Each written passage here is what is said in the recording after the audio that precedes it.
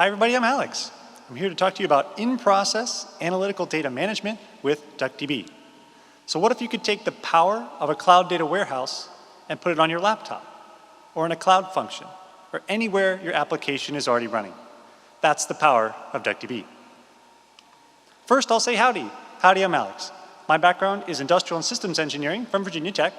I then spent 9 years at Intel breaking into the data world, first as a data analyst and later as a data scientist. Back in 2020 is when I discovered DuckDB. I was building a self-service analytics platform at Intel, and Pandas and SQLite were not cutting it. And a fortuitous Google search brought me to DuckDB, and it handled all the crazy SQL queries I could throw at it. And at that point, I realized it was a serious engine. So I became a really big Twitter fan, or if we're calling it X these days. And because of that, I was actually offered an opportunity to work part-time for DuckDB Labs, doing documentation and blogging. So it is the most millennial thing that I've ever done. Got recruited based on Twitter. Really excited to be working with them. DuckDB Labs is created by the creators of DuckDB. They are a support services and custom integrations company based around the open source project DuckDB. And then 5 months ago, I joined MotherDuck. MotherDuck is a separate company, and we're building a cloud service around DuckDB. DuckDB is very efficient, so we think we can be disruptively efficient. But we're also taking advantage of the fact that DuckDB can run anywhere. So whenever you connect to MotherDuck, there's going to be a DuckDB running on our server in the cloud, but also on your laptop. So one SQL query can run partially in the cloud, partially on your laptop. And everything on your laptop is totally free. You've already bought your laptop. And it has no network latency. So follow-up analysis like slice and dice, pivot, sort is all instant. Today, I'm wearing my DuckDB Labs hat, and I'm excited to talk to you about the open source project, DuckDB. So why did Hannes Mühlhausen and Mark Rosfeldt create DuckDB? What was the inspiration? Well, they thought something was wrong with the data world. It was a splinter in their mind, driving them mad. Do you know what I'm talking about? Well, anytime something got a little bit too big for Excel or a little bit too big for Pandas, people were using incredibly large and difficult distributed systems to solve the problem. Hadoop, Spark, for small or medium-sized data problems. It's like cracking a nut with a sledgehammer. You're going to end up with powder at the end of the day, not the result you want. It's not ergonomic. Hannes has another saying in German, it's to shoot at sparrows with cannons. And I love that visual. So DuckDB is designed to help address this.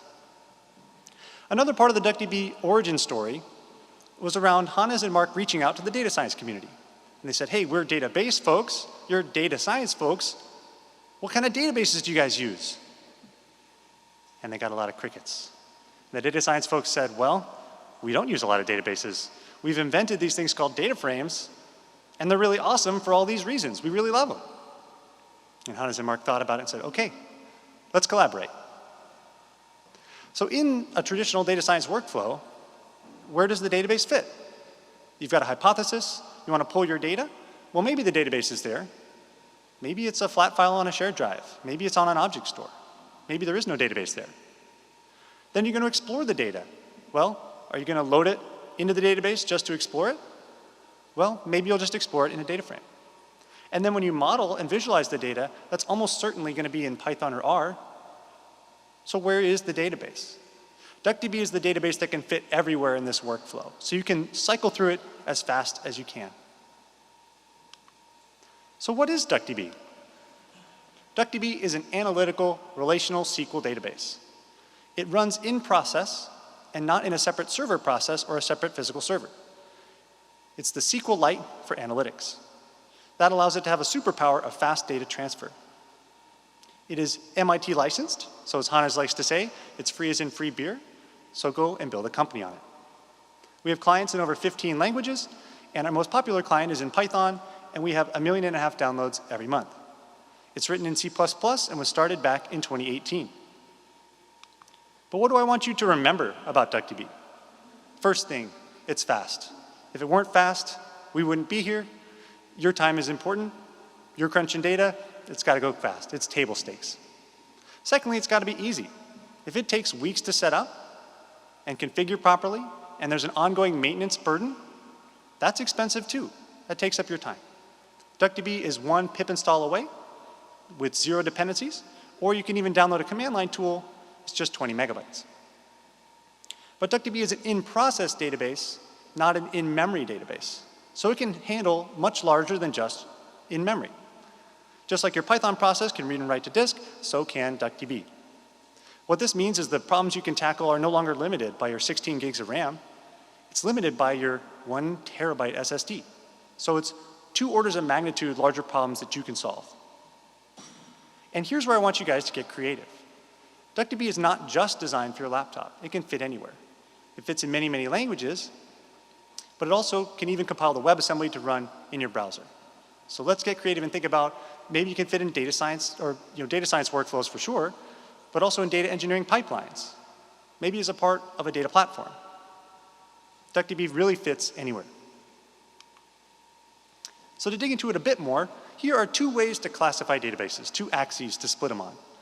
On the x-axis, you have transactional and analytical. Transactional is all about high concurrency, small operations, adding and removing from a shopping cart.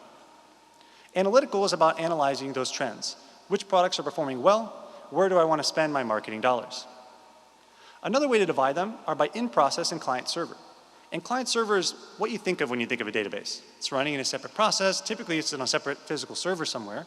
And you're going to send in a message, typically SQL, and then it's going to crunch, come up with an answer, and send it back to you over that socket. In-process is famously popularized by SQLite. And by some metrics, it is the most popular software in existence. There are over 1 trillion active installations of SQLite in the world. They run on every phone, in every browser, every operating system. That in-process has significant advantages. It's much easier, and you have fast data transfer back and forth with your host application. However, if you look at other metrics like how many islands does your CEO own, there are other databases that lead in that metric, but SQLite is very popular. You notice there's an empty space. We really feel like data scientists, and in many cases, folks building data pipelines, live in that empty space.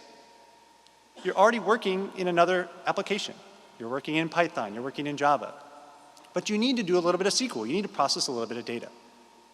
DuckDB fits perfectly here. It runs embedded inside of your application, but it's built to handle those large analytical problems that you have.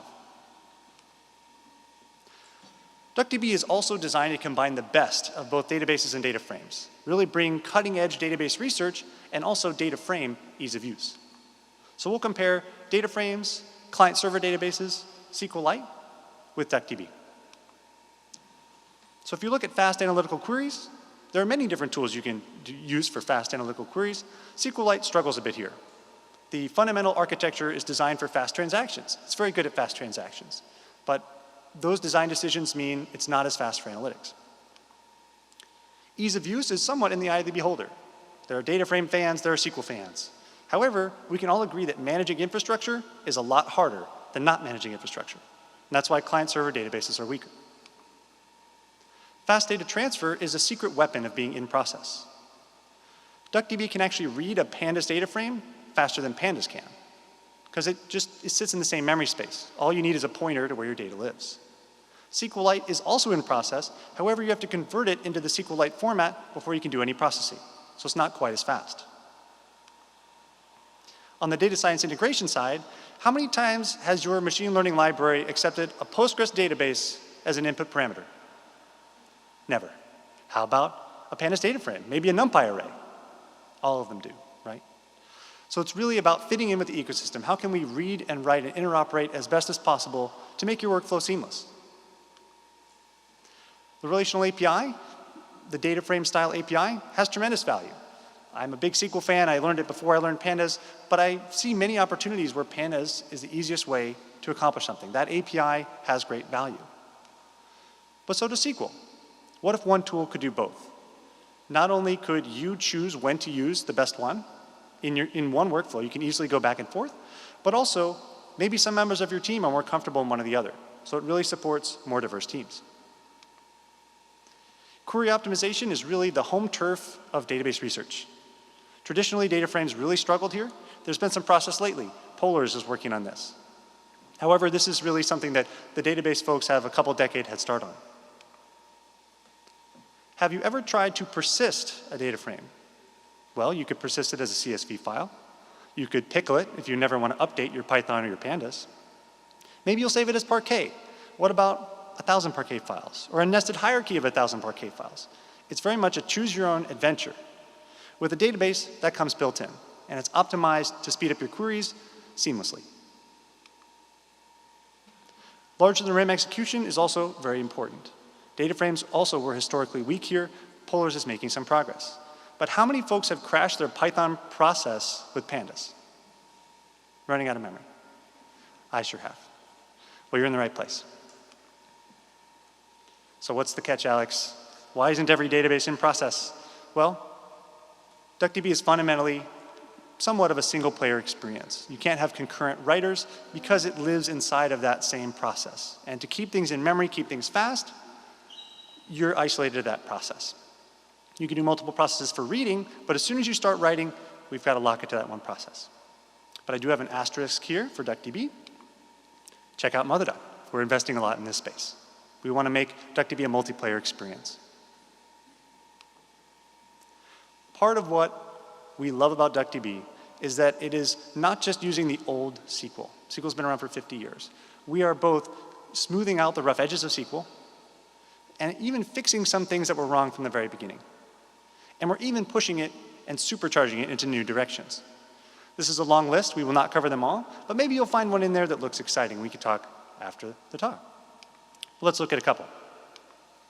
This is a case where we are fixing things the way they should have always been. When you start a SQL query, the first thing you need to decide is, where's your data? What's my table? So why is the from clause second in SQL? Well, with DuckDB, you can choose either way. You can put your from first and then select your columns. And we're going to assume that you want select star if you don't say anything, so you can just say from table, the way it should have always been. Another concept that really is the way it should have always been is group by all. How often do you really want to group by something different than what you're selecting? If you have too many group bys, you're going to end up with duplicates. And how many times have you gotten the error of, that column, it's not in your group by and it's not wrapped in an aggregate clause, right? And does it sound like that when you hear it as well? That's what it sounds like when I read that error message. Group by all is going to automatically look at what is not being aggregated and what is a separate column and automatically take care of that. That's so much more maintainable, right? Add and remove columns in one place instead of two, less risk of duplicates, how it should have always been. This is where we're pushing the boundaries of SQL. This is typically, an imperative programming language or data frame space, and that's pivoting and unpivoting. So it's been in the SQL standard for a long time, but you always had to specify which columns are you pivoting out. Well, that's not dynamic at all. That's not useful to me. Well, here in DuckDB, all I have to do is pivot my purchases on my year, and I don't have to remember the star dates in Star Trek because that's a large number, and it'll automatically pivot out the right columns. Likewise, unpivot can happen dynamically as well. This is taking advantage of dynamic column selection using the columns expression. So here, I want to unpivot all my columns excluding item. How many times have you wanted to do select star except that one thing, right? Now you can do that with DuckDB. We also have a PySpark compatible API. So we have just launched this. It's in an experimental status. The nice thing about this is it's actually written in Python. So the entire API is in Python. So if you're working in Python, you like PySpark, you like DuckDB, we'd love to collaborate with you. All you have to change is your import statement. Your existing PySpark code is going to run on DuckDB for significant speed and efficiency advantages. So we've talked a bit about what makes it easy. Well, let's prove it. What's Hello World look like in our Python client for DuckDB? This is a screenshot of Google Colab. DuckDB is actually pre-installed in every Google Colab today. But if you needed, you could do a pip install 0 dependencies. And then in one line of Python, you can say duckdb.sql, a string for your SQL statement, and then .fetch all. And you've already got the answer to life, the universe, and everything. Now what if I want to work with pandas? If I create a data frame, now I can do that same duckdb.sql and say select star from my data frame. It's going to automatically go look in your Python local variables. It's going to look for a variable named my_df, and it's going to see, is this a type I know how to read? Is this pandas? Is it polars? Is it Apache Arrow? And if it is, it's going to automatically scan it right where it lives. Doesn't have to insert it into DuckDB first, so you can hit any data frame with SQL right where it already is. And then if you want to get back into a data frame format, maybe your next step in your workflow is best in a data frame, just put .df at the end. You're back in Pandas. There's .arrow and .polars as well. So in just 2 lines of DuckDB code, we're able to write any SQL we'd like, as well as both read from and write to data frames. So we've made it this far, and we still haven't talked about why it's called DuckDB. Well, ducks are very versatile. They're the envy of the animal kingdom. They can fly, they can walk, they can swim, and they sit on top of the data lake. But that's not why it's called DuckDB. It's called DuckDB after Hannes' pet duck, Wilbur. Hannes lives on a houseboat in the canals of Amsterdam. Turns out a duckling is a perfect pet. So Wilbur is now in the duck pond in the sky, but we remember him fondly, and we call ourselves DuckDB in his honor. But that's important, right? We could have called ourselves Super Mega Awesome Database. So we think we're super mega awesome, but we're DuckDB. We're friendly, we're approachable, we want to integrate everywhere. So I've said we're fast, but let's prove it. How fast is DuckDB? So benchmarks are hard, I'll say that up front. Hannes and Mark have actually written an entire paper on why benchmarking databases in particular is very difficult. So we'll admit benchmarks are hard.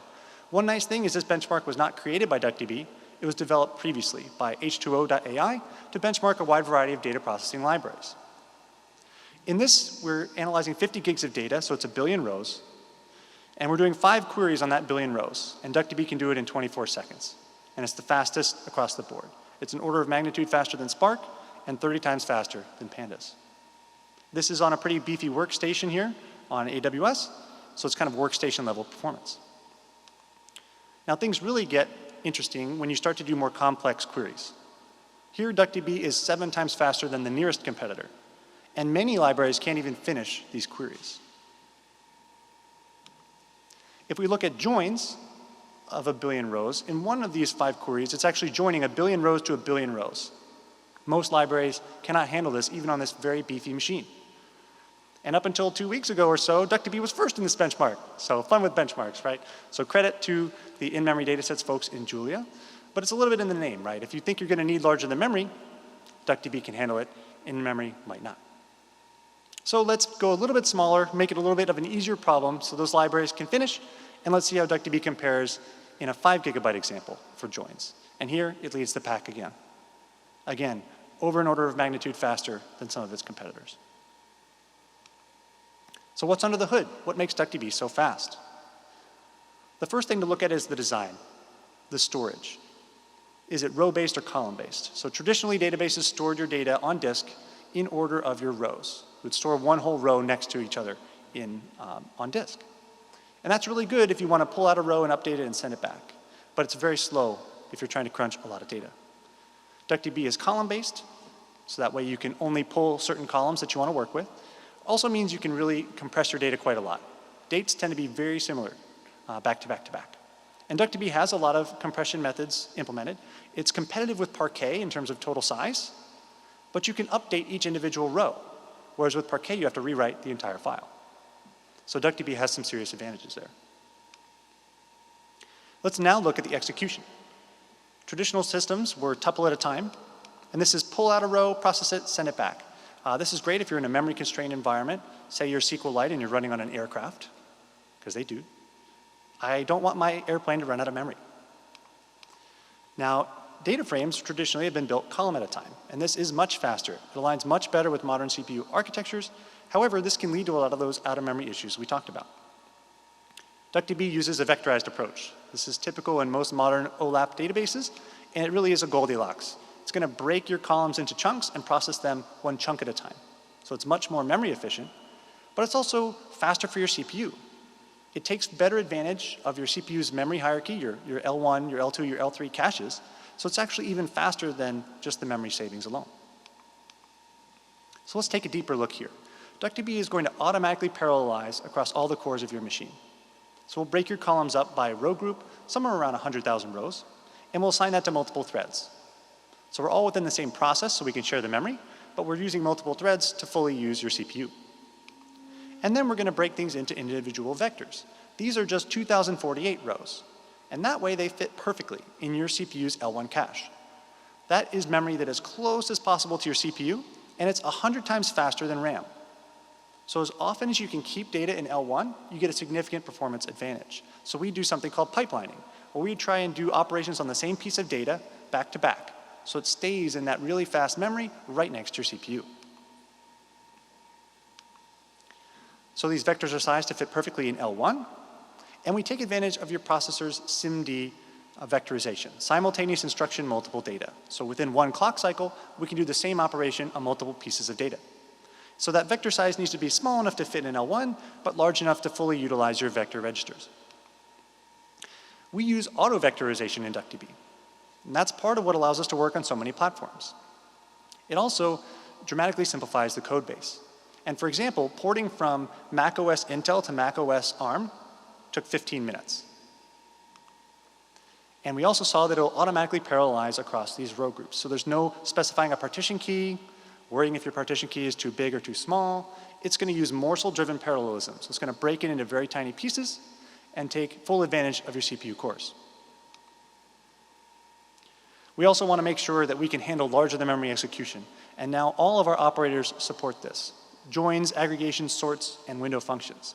But it's not just pulling from disk, it's also your intermediate calculations. So let's say you do a join, and then your data explodes in cardinality, and then you re-aggregate it back up. DuckDB can still handle those very large intermediates. We don't want it to be where you hit a performance cliff though, where suddenly you run low on memory and all of your jobs start timing out and failing. We want it to be graceful. So in this example, we're taking the memory down by 12x, from 24 gigs to 2, and it's only slowing down less than 2x. And it's doing it gracefully. There's no wall where suddenly, oh, we're about out of memory. Let's start over with a disk-based algorithm. It's going to take 10 times longer. Here, we're going to gracefully buffer out to disk to lower that memory pressure and still finish not too long. So we take our inspiration from Galaxy Quest, never give up, never surrender. Let's take a look at the ecosystem. DuckDB is written in C++, but we pre-compile it ahead of time for a wide variety of operating systems and architectures. It can also run anywhere, in almost any language that you need. You can just download a command line tool, it's a 20 megabyte file, and then anything on your terminal becomes supercharged with powerful DuckDB SQL. You can pip install, no dependencies. We've also got a very popular JDBC driver. You can even use DuckDB in the web browser thanks to WebAssembly and bring the full power of a SQL engine right to your customer's browser. We also support ODBC, ADBC, so Arrow database connectivity, and 10 more languages that didn't fit on the slide. So here's an example application using DuckDB WASM in WebAssembly. You can just go to shell.duckdb.org, and it's a full SQL engine right in your browser. But you can also query data from all over the internet.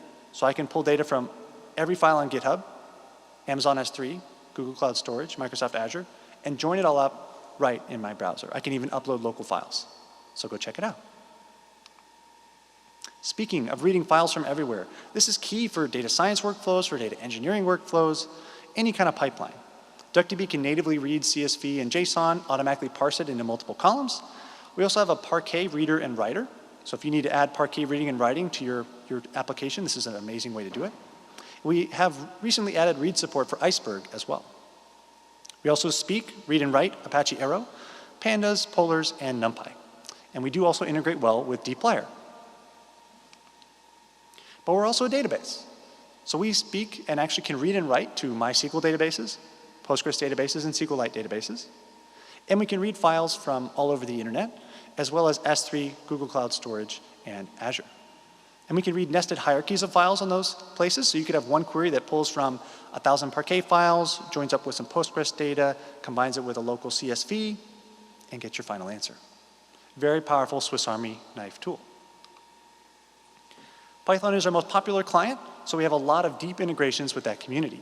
We've talked a lot about the formats, but we also integrate very well with data engineering libraries. There's a DBT adapter, so that means you can run all your DBT jobs natively directly in your CI/CD workflow on DuckDB and do testing on your data workflows. We also work very well with multiple orchestrators. If you're not a SQL aficionado like me, you can also use a data frame API right on top of DuckDB. So the IBIS project from Voltron Data, DuckDB is their default engine. We also have our new PySpark API, and Sayuba is a port of dplyr syntax over to Python. DuckDB is also the perfect engine for data visualization tools. Every time you change how a chart looks, that's a data manipulation query. And DuckDB is perfect for that. So Hex uses DuckDB under the hood, Mode uses DuckDB under the hood, so does Vega Fusion, as well as several others. So if you're building a visualization tool in 2023 and you're not powered by DuckDB, you've got an uphill battle. We also integrate well with SQL Alchemy. We have a SQL Alchemy dialect, so you can do your schema migrations, and it also integrates with all of the tooling that supports the SQL Alchemy ORM, including JupySQL, turning any cell in a Jupyter notebook into a SQL cell. So in summary, what were those 4 things I talked about way back half an hour ago? First of all, DuckDB is fast. It's multi-core. It's vectorized to take full advantage of your modern CPU instructions. And it's in process, so your data transfer is instant. We can read Pandas faster than Pandas can. It's easy. Installation is as simple as downloading a CLI tool or a pip install with no dependencies. There's no server to manage, so you dramatically simplify your workflows there as well. And we have the friendliest SQL in the world. Plus, you can use data frame APIs on top of it if you prefer. DuckDB can also not just handle in memory. You're not limited to that 16 gigs of RAM. You can scale up to that 1 terabyte SSD that you have. And these, of course, are the symbols for Galaxy and Quest. Never give up, never surrender. And here's where we get to be creative and think about where would you like to sprinkle a little powerful SQL in your workflow? It fits anywhere, 15 languages, even in your browser, and we've got a lot of connections to the ecosystem. We can read and write data frames of all different varieties, and we're MIT licensed. So feel free to build anything on top, and we'd love to collaborate. Thank you very much for your time and attention, and welcome to the flock.